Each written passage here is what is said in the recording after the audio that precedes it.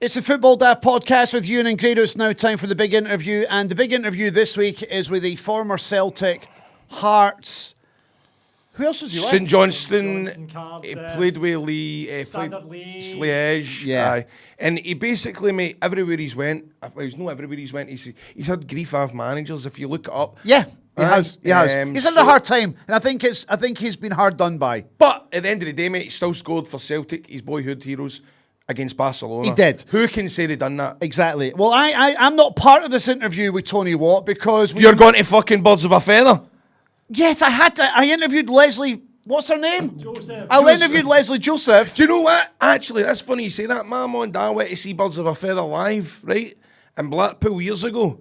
And my dad went outside for a breath of fresh air, and Leslie was out having a fag.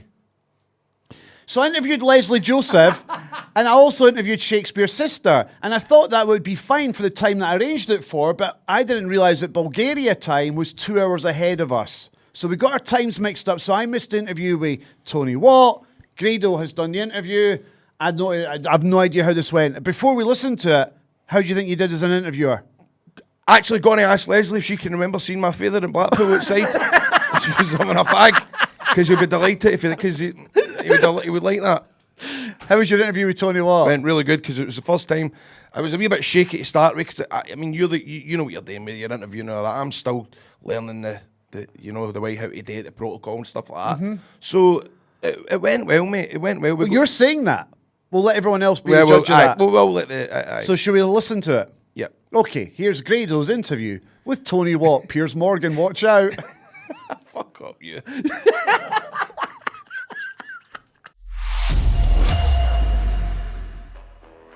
Please welcome to the Football Daft podcast, all the way from Bulgaria, where he's currently playing for CSKA Sofia. Before that, he played for Celtic, Hearts and St Johnstone, as well as a number of clubs down south. He's also got his own gaming YouTube channel. Please welcome to the Football Daft podcast, Tony Watt. All right, mate. What's been happening? So see how it says here you've got your own YouTube gaming channel. See how in the wrestling, sometimes the ring announcers, they go, he is a YouTube sensation, Grado. And that does my nothing. Why?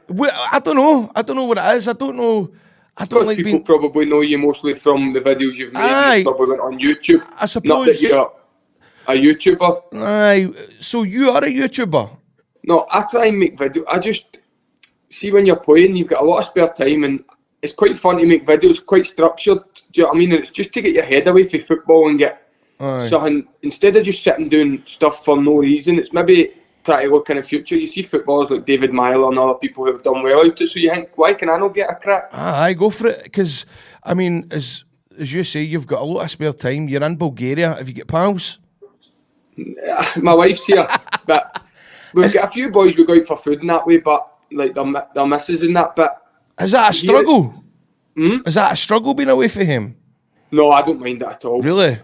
The way I look at it is, last year was good for me at St Johnstone. Played a full year of football for the first time in I don't know how long. But it's not where I want to be, and that's no disrespect for St Johnstone. This is a massive club over here. Oh, 100%. So going back to the point of, do you miss it? No, I don't miss being home one bit, because like yourself, you'd move anywhere just to fulfil your dreams. 100%. 100%. It's just the way it is, isn't it? What's the scoff like out there? Unbelievable, so cheap. I took my man out and I was like, do you know what, he's only over for a while. My man off the Coatbridge would never overpay anything, and I said, look, we're getting the best tonight, so I said, we'll get you a lobster tail, we'll get whatever. And now you're talking. I think it came to like, between the four of us, one of the nicest restaurants in Sofia, between the four of us, they had beers, wines, everything. It was like 120 quid, 130 quid for the four. Mate, is there any wrestling companies out there in Bulgaria? I'll get you over here. I'll wrestle you every day and we'll put that on YouTube. You can beat me. That sounds dynamite, mate. That sounds dynamite. So does players ever have a go at you and text you and go, get off that YouTube? Do you ever get any grief off folk? No, you get slagged a wee bit, but last year I made sure that the day before a game I didn't stream. And then I remember we played Rangers, Hearts, Celtic, and we got beat 3 in a row. And to be fair, the stream was flying for a bit. I was getting good views, and that's what kind of killed me, because I took 2 weeks off after the results, and then I just didn't have the motivation to go back, because I kind of felt a bit embarrassed. The fact that if you weren't winning, I know kind of the limits. Do you know what I mean? It's not. No, I know what you mean. It's a bit like you know, an old firm fan that stays off Facebook after a couple of days. You know what I mean? If you're a Rangers fan and you get beat off Celtic, man, I'm no touching Facebook for a good week. It's one of the ones, isn't it? 100%. And it's like, see if I was playing at Celtic, you couldn't do it because you would probably be flying doing it. But see if you even Dross, even at the weekend. At the weekend, see for instance, if I had went out for a meal and had a few drinks after getting drawn with Inverness or somebody like that back in the day, and the manager found out about it, you'd be in his office. Slaughtered, wouldn't you? Just in public, just because... And that's probably the best way to be, but it's just one of the things. I got a bit embarrassed when we get beat 2 or 3 in a row because I just didn't want that. I just couldn't deal with that. Mate, I've got a total respect for you for doing this YouTube stuff. I really, really do, because, you know, I listen to the likes like Roy Keane on Sky Sports, who is quality, but, you know, he was giving pelters to the likes of Lingard for calling him an Instagrammer and stuff like that. At the end of the day, man, we've moved on. It's a different time in football. Social media is there to be used. I think it's cool that you do it, mate. I really, really do. And you need a career after football as well. I've got 5, 6, maybe 8 years max. What do you want to do? What do I want to do? And maybe the way I think it is, it'll maybe teach me to speak better. Because not everybody understands me. It'll maybe make me more confident in front of a camera. It interacts with people, so you give a wee bit back, and it passes your day. Mate. If you're sitting bored, it passes your day. So there's a lot of reasons why you do it. 100%, because you get these guys in football that give up and then they go and get jobs on the radio and Sky, and I think that must be an offer. You know, that's a good wee scoop to get that opportunity. They don't even have an interest to go into management, into coaching or anything. And that's why the biggest fear for me was, remember a couple of years ago, you see a lot of people going bankrupt, and you see a lot of people after football, and you think, how can they be on that money and go and lose it? And I think to myself, you grow up, normal life, you want to give your family, everybody the best life possible, so you think, why not try and plan ahead? Why not and try and get a step ahead of everybody and try and... It might help to go into the media, into the radio, like you said, an offer you can't refuse and not need to coach, but it opens every door and you try and better yourself everything you do, and it's kind of challenging to try and grow it, because you see some videos and I put a couple up and they got like 30,000 views, and I put a couple up and they got like 1,000 views, and you're like, well, I'm not happy with that 1,000. I want to better that. Aye. Do you know what I mean? And it's all driving yourself on. But people laugh. What hurt is that to me? Exactly. So let's go back to the start of your career. So was it you started off at Airdrie and then did you get signed for Celtic as a boy? No, I started off in the youth team at Airdrie, and then I played 2 or 3 months with the first team. Jimmy Boyle found me at the youth team. Got me into the first team, and then Celtic put a bid in and bought me for about 100 grand. Were you a Celtic fan growing up? Aye, growing up, aye. Man, I went to Marvel games when I was younger because my mum and dad didn't let me wear a Celtic top in Old Firm days. Didn't let me go to Celtic games because they kind of knew about the Old Firm rivalry and thought that was... Aye, they didn't want you involved in that. Aye, protect me a bit. So my uncle was a Marvel fan, so he took me to games. He got free tickets off one of the boys that worked there. So I stayed with him on a Friday night, went to the games on a Saturday, and then as I got older, I went to Celtic games. Grew up a Celtic fan, like yourself. You're a Rangers fan, aren't you? Aye. You grow up. It must have been. I just can't imagine the feeling of playing at Airdrie and then getting an offer to play for the team that you supported as a boy. I mean, it must stun out to be one of the best moments of your life when that happens. That was especially at Airdrie. I was on. I think I started off 30 quid a week and then 20 quid appearance, and then it ended up they wrangled that in together. I think I've made 2 appearances one week and it ended up 70 quid, so they changed it just to straight 50, saved 20 quid. So I ended up going to Celtic on a normal wage, but people would get maybe 400, 500, 600 quid, whatever. Do you know what I mean? A good wage. A modest wage.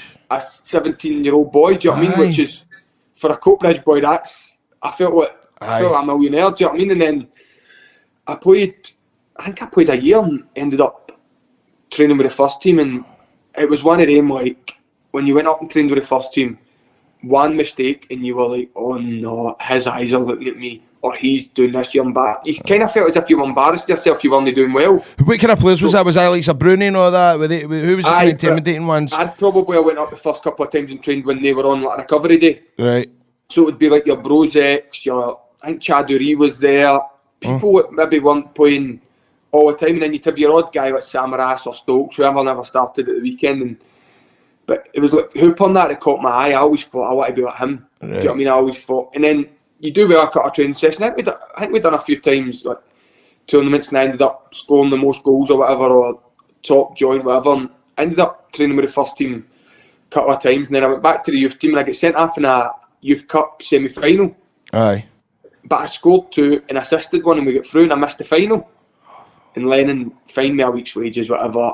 Honestly, I had one of the best games, but I got sent off for dissent and then celebrating in somebody's face, so it was just stupid. So they pulled me in. It was like, went for the highest to the lowest, and then it was like, you'll get fined a week's wages, but you're coming to train with me for a week. I'm keeping my eye on you. So I was like, but I never took it as a positive. I was crapping myself. It was as if like, don't fall out of line. And then Seen it as an was a Monday, opportunity. and I made my debut on the Sunday. So it kind of worked out well. Do you know what I mean? It was as if everyone kind of felt it place. So you get sent off, and then as a punishment, you go to train with the first team, and then you That's ended what I up getting a debut. And then did you score 2 goals or something like that when you come off the bench? I my debut, but Man, that's amazing. I think my performances before the sending off were kind of pushing towards the first team, but Right. I never took it as a yes. I took it as a, if I get the ball away once here, he's chucking me inside, making an example of me. Aye. Which nowadays you probably don't get that. I know it was only maybe 8-9 years ago, but honestly it was like, if you trained with reserves you were buzzing. If you trained with the first team you were in dreamland, but you were walking about scared, not looking at MD. If you made a mistake, Was you were it- just... Was it a good pressure? Did you like that sort of pressure, or was it? Did it biff you, or you know what kind of? How did you feel at that time? I think the older you get, the more you worry about football, the more you don't. Do you know what I mean? The more pressure you put on yourself. See, when I was younger, I just thought I wasn't the hardest working. I was quite lazy, but it was just my style of play. I wasn't not lazy. I was like, maybe stand up front, don't chase things, but when the ball comes, make sure I score. Make sure I do something. Whereas now, I won't stop running, but I'll maybe come back and defend too much or press too much and not be in the right positions, where you need to kind of mix that. But when I was younger, it was as if like nothing fazed me. Everyone was in the back of the net. Do you know what I mean? And that's where the last couple of years after an injury, kind of, I'm getting back to that working, but nothing's fazing you. Do you know what I mean? See how you said you get pulled up for the likes of your training and stuff like that. Was that Lennon that was having a go at you for?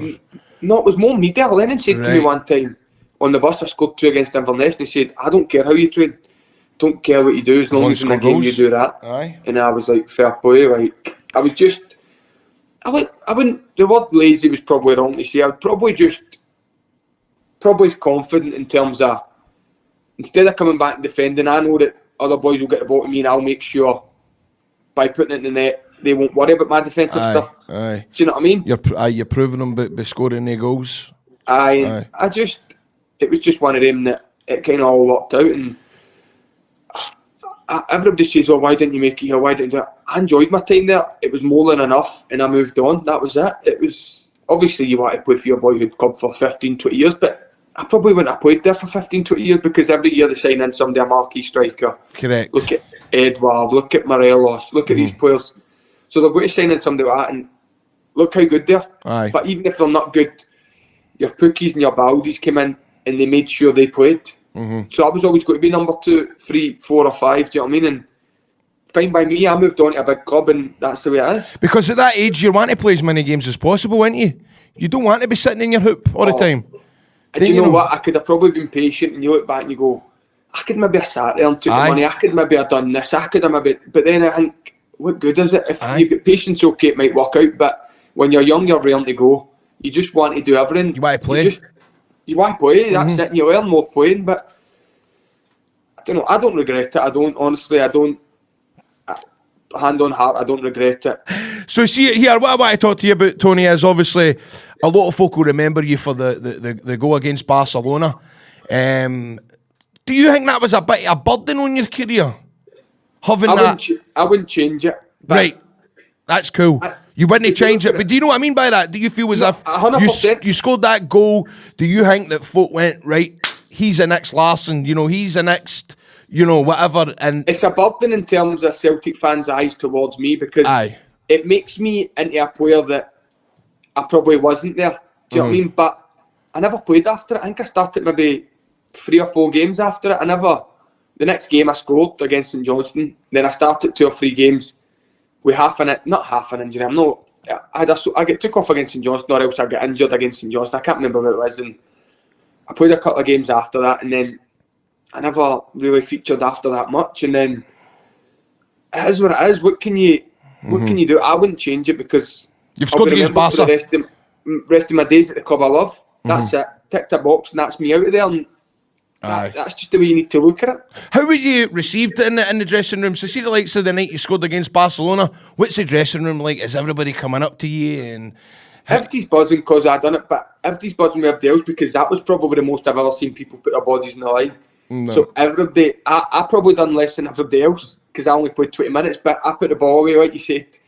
Like I said earlier, you don't defend, you don't do this, because when it comes to you, you make sure you put it away, or you make sure you do your bit. And everybody done their bit that night, and I just got lucky. And I'll be remembered for the rest of my life at the club I love, and I wouldn't take it back, because there was no other way I was going to go in the history books of Celtic other than doing that. And that's the truth.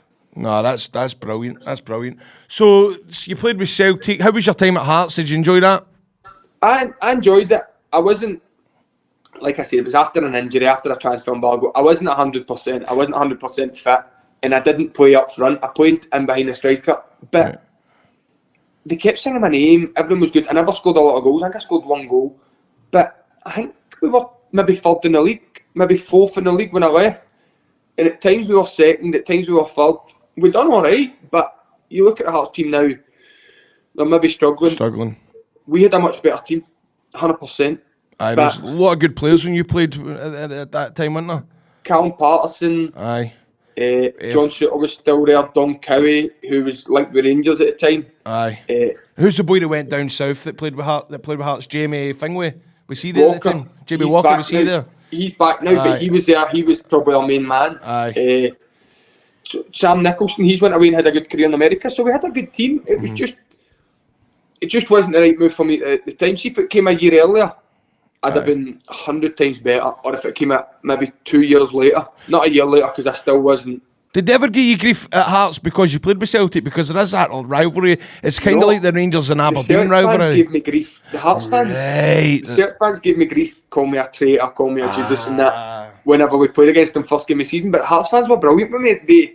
They sang my name. They were always positive. They were always on there. They were always behind me. And honestly, every time I played there, I felt that's maybe the one where I think I never performed to the level I could have.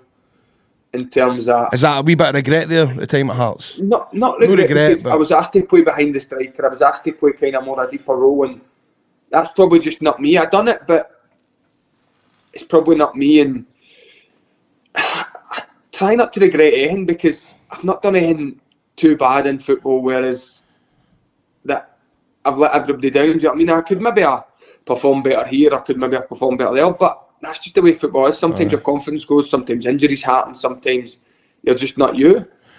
So, FIFA or Pro Evo?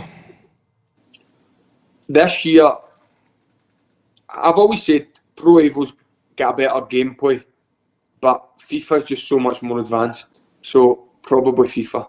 So, what is it about this year? Because even all my mates are saying that this new game is unreal the way it is this year. What do you prefer? Right, well, see the thing is, mate. Right, I get I don't play Pro Evo. Right, it's always FIFA because my mates have got it, and I must admit, mate, I play it for 2 weeks and then I put it down. Every year I buy it and I like it for 2 weeks, and then I fucking. Is there any game you play constantly? Mate, I must admit, I don't. I remember I queued up one night in Tesco for the new Call of Duty, right? Queued up, waited at midnight, bought it Call of Duty, stuck it on about 20 past midnight. I sold it to my mate by 1:15. I went, I can't fucking do this, man. What am I doing? I'd love to be able to play the games and all that, right? But I mean, I'm going to kind of see when I was young, right? I used to play international superstar soccer on the N64, man, right? And one of my pals at the time was a bud, right? We were about 9 or 10. And she came into my bit, man, and she hammered me like 3-2, man. So I chucked it off the wall. I couldn't take it, right? So I'm the kind of geek that used to fucking play player 1 versus player 2. But player 2 was invincible. I was just playing against myself to try and score. I'm not shite at playing games. Yeah, I'm just not a gamer at all, mate. I'm just not a gamer at all. I'd like to be able to find something to sit and watch because, Tony, I don't have a good attention span, mate. I can't watch box sets. I can't play games. All I do is watch wrestling, mate. Do you know what? I don't have a problem with that because I used to be the same. I loved watching it. I love watching wrestling. See, if it wasn't for like, the timings, if it was like midnight and stuff because of football, I probably would have watched it more. Did you watch it when you were young, aye? I love WCW, that was mine. You did not, did you? You watched WCW. Who was your favourite in WCW? Goldberg, Sting, NWO. Sting. I liked NWO. Big Kevin Nash. Oh, big sexy Kevin Nash. Big Kevin Nash. I preferred Hulk Hogan before NWO just because I used to watch like the 1980s. Like, was it 80s? When was WrestleMania like the first couple out? Was it 80s? That was like 70s? 83, 84. But you know, Hulkamania really got big about 88. Would you say 88 into early 90s? I didn't like Hulk Hogan on WCW when he went black. Bad guy. When he went kind of Hollywood Hulk Hogan. Aye. You didn't like that? No. I fucking love that, mate. I watch that back all the time. No. Have you got the WWE Network? I think I've actually got it signed up somewhere, taking the direct debit out, but I bought it. That's what I do, mate. That's what I do. I watched one documentary, and then have you seen the Jake Snake documentary? Love it. Jake Snake Roberts one. That is emotional. See the bit at the end with DDP and Scott Hall, and they all link up right at the end, man. I was in tears, man. One of the only times a tear has came out my eye watching something. Aye. Do you know, honestly, Jake the Snake Roberts was one of the first ever guys to train me in a post office in East Kilbride. Shut up. Jake the Snake Roberts lived here late 90s to the early 2000s because he had a bird out here, and he gets sent back to America for fucking, believe it or no treating his snake right. He ended up starving it to death. Did you not know that? He starved his snake to death, so he got chucked out of Britain. But mate, no, I swear to God, and he takes. Do you know I can believe that because seeing the documentary, the way he is, he acts. He's just a liability, but he's not a bad guy. No. He's a nice guy. No. You can tell DDP is a legend for that bit. Do you know what? I'm choking to get a hold of DDP, see if he can sort me out, mate. Oh man, I'll join you. Get him in Bulgaria, we'll do that. And then because who is it? Was it the Lies manager that said something about you're no physically good enough? Fucking we'll go down to DDP's, mate, and then we'll come back to him and see what he says now. Correct. I'll get DDP when he's doing a plank. I'll get him to put the foot in the back. So some of your managers that you played for through the years, they've criticised you for your behaviour and the way you carry on. And how would you respond to them now? I'd probably say, get up. Maybe the first. I'd probably say you can go and take a bath and throw it clean at the moon. But other than that, no. I think maybe the first 6 months, like I explained, first year into the first team, I probably didn't realise that you need to add the defensive stuff. The game was going that way. Were you away though, Tony? Were you away though? No, not Celtic. Definitely not. Because you couldn't get Lennon cheek. But then, when you left Celtic, did you have your chest out and were you a bit like, "Fine, I fucking played with Celtic"? Obviously, the wee problems you have at Celtic, like the kind of not power, not struggles or that, but like everybody's against you. When I went to Belgium straight away, the manager never signed me, so straight away he was on me, and then I thought, I'm not putting up with this. I'm not coming here for you to just have a go at me every single day. I'm going to stand my ground in a respectful way. I would never go over the mark, but it kind of got a bit out of hand. Then that guy kept killing me in the press. And then, while you played with him, he was slaughtering you in the press. And I was still playing because he needed to stay out of the relegation zone, and we were flying. I was flying, and he kept playing me. But the games he didn't need to play me, he'd put me on the bench, and then we'd maybe lose 2 in a row and be back in the relegation fight, and then he'd play me. Do you know what I mean? And sounds like a cock. It was a big one, but just in terms of that's probably the only bad press you get, and then it stays with you. It's like muck sticks, doesn't it? And then after that, nobody's really kind of came out and said Deila said it when I left Celtic, but that was just to cover his own back. He pulled me before it and said, your attitude's been brilliant, your work rate's been amazing, you've really showed me what you can do. All the best. If you need to come back and train at any time, winters, whatever, you can come, you're welcome. And then the next day in the press, there was a knife in my back. I was thinking, you're joking? You're joking? What? So he said that to you, and then the next day he slaughtered you? He said that, and then I've said that before, but I was a bit like that, a bit taken aback, because I was thinking, we've left on good terms, why would you come out and slaughter me? But it is what it is, isn't it? What can you do? And I don't hold any grudges anymore, just let them be. I kind of knew after that I probably wouldn't have succeeded long term at Celtic, but that's the way it is, isn't it? Now you see Lennon, if Lennon ever had a problem with me, he'd pull me in. And Lennon sounds like a decent manager, man. Any Celtic players you talk to, they've always had. I've never heard a bad word about Lennon, like a player. Nobody ever, you know. I had my ups and downs with him at times. Like, I wanted to play, I was impatient, and he'd probably get annoyed at me. And I was probably the one he wanted to punch in the face because I was just impatient. But when you look back at it, the job he's done and the job he's doing again, you can't fault it. Do you think he's the right man for the job at Celtic now?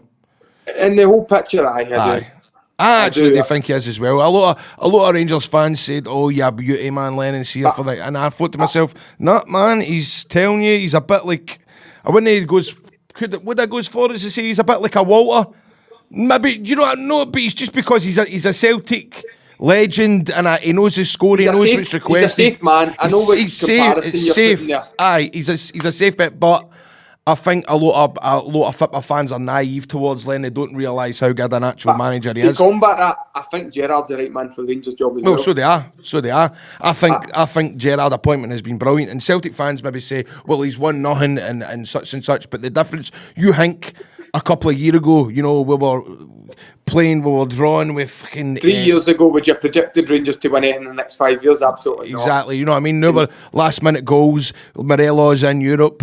I think Stevie G has done a great job at Rangers. I think there's still plenty more to come. The only thing I'm worried about now is he gets too good, and I don't think he'll jump ship anytime soon. I think he's here for a long while. I think he's here until Klopp chucks it. I think he's too. And this isn't calling him. I'm not going to say arrogant because that's not the right word, but I think he's too pride himself, too driven to walk away without a trophy. Aye. I do. He's going to do it. So, Tony, old boy, we're going to be wrapping this up soon. I just want. So, how long have you been in Bulgaria for, mate? Just since the summer. I signed 3 years. Can you say it? Can you say it in Bulgarian? Like, Kaksi, dobre. That means how are you? And then when they reply dobre tea, and then I say dobre, and then that's about it. Dobar dine means that's a bit dodgy sounding, by the way, but dobar dine means good day. Dobar dime. Aye, so if I'm reading it, I'll say good day, but in my head I'll know what it means. That's brilliant. How do you cope with managers when they're getting out their team talks and they're talking fucking? Did he date in Bulgarian? We've got an older coach, and he tries to speak English, and his English is broken, but he tries, and it's actually decent. But it's probably the best broken English I've heard. But it's so funny. Do you know what I mean? But when he talks, you listen. It makes a lot of sense. If not, they translate for you. Aye, so it's not an issue. You're not sitting there. No, not an issue at all. They're quite good at that. So what's next for Tony Watt, mate? What do you think? Are you going to be? If you get any more goals in football or double figures this season, and then hopefully I want to see out the 3 years here because I've moved about too much. They told me be patient, so I've started only a few games, but I've got 4 goals and an assist, a solitary assist. Tidy. I need to hit double figures this year. You need to double figures your YouTube subscribers and all, don't you? What are you on exactly, now? I need to get to 10,000. Are you going to make a bit of, if you don't mind me asking, will you make a bit of dough of that eventually if you get up? If it does well, I just want to do it and get a bit of entertainment, and if it takes off, it takes off, and if it doesn't, I'm still having fun doing it. Do you know what I mean? I think it's a great idea, mate, and I think once you eventually retire for football, you've got something there where you can go to, talking on the radio or stuff like that, and as you say, mate, you'll get the experience of that being on YouTube and having your gaming channel. And it's about great, a consistency and a structure, like you say. It's just, I'll need to get you on for my first one, actually. Mate, get me on. If I need to start a series or a a thing where you could do one every 2 weeks or 3 weeks, then it'd probably take off. But it's just getting the ideas of what to do while you're in football, because you don't want to be going about interviewing people and then people are like, what's he doing? He should be concentrating on football. There's a line I can take it to the now that you can maybe pass when you're retired. Do you know what I mean? There is a fine line where folk are going to go, right, he's spending too much time on that fucking computer. Wrap it down again, Tony. But I think, mate, I think you should just keep going with it, man. Bam up your players, Bulgarian players, get them to speak Scottish. Do you know what I mean? Play computer games with them, noise them up. Try Bulgarian food. There's so many try Bulgarian food. But it's just about doing them. Let's see, you know what I mean? I would watch Tony Watt's five best bits of scoff in Bulgaria. I'd tune in to see that. But then I'm the kind of guy that watches. I'm the kind of guy that watches landings and takeoffs at fucking Prestwick Airport. I'm into planes and all that, mate. I like watching cockpit videos. That doesn't sound right. I like watching cockpit videos. I like watching Dragon's Den videos. Mate, I don't know if it's you, but I can be, I'll start at 11 o'clock at night on YouTube and just find myself going, at next minute it's 3 o'clock in the morning and I'm watching how fucking chewing gum's made. Do you know what I mean? I started watching the best 10, it was episode 1, episode 10, street food vendors. Love all that, mate. Icons, Munchies it was, so go and watch that. It's Munchies? Unbelievable. It's called Munchies, the channel, and then it's the top 10 episodes of street vendors, like icons in New York or whatever, or places. Unbelievable. Let me tell you, man. I can't remember. It's something called Almahanda Kitchen, right? And it's this guy out in the woods in America, right? And it's all to do with sound. There's a name for this. No. We're listening to sounds of how things have chopped. ASM, right? And it's amazing, right? It's so relaxing. Like this cunt's out in the woods in Texas, and he's making like chili, and he just the noise of him chopping up the onions, and then putting it in the fran and. All the noises, mate, it's amazing. I could be sitting there for hours just watch this guy in Texas just like making fucking ribs and macaroni, obviously, and mate, get yourself onto that and tell me what you think about it. I'll get watching that. You'll need to send me that. I will, mate. You need to send me a link to that. Right, mate. Well, honestly, how do you think I've gone on interviewing somebody without you in? Smooth. There was no marbles in the mouth. Usually when I'm trying to interview somebody, I've got marbles in the mouth trying to talk. Mate, it felt like a pure nice conversation. It was just smooth, wasn't it? I felt as if I've made pals with you. Tony, my man, it's been amazing talking to you, mate. As I said before, that was a really good interview. It was good to... I'm sure the fans back in Scotland will be choking to know what you're getting up to there, and it's good to see that you're sitting on the computer all day. Training for an hour, playing PlayStation for 9. Brilliant. Coffee for 2. Mate, the business. Spot on, mate. You're the man, pal, right? On Twitter. Aye, let's follow each other. Catch you later, Tony, my man.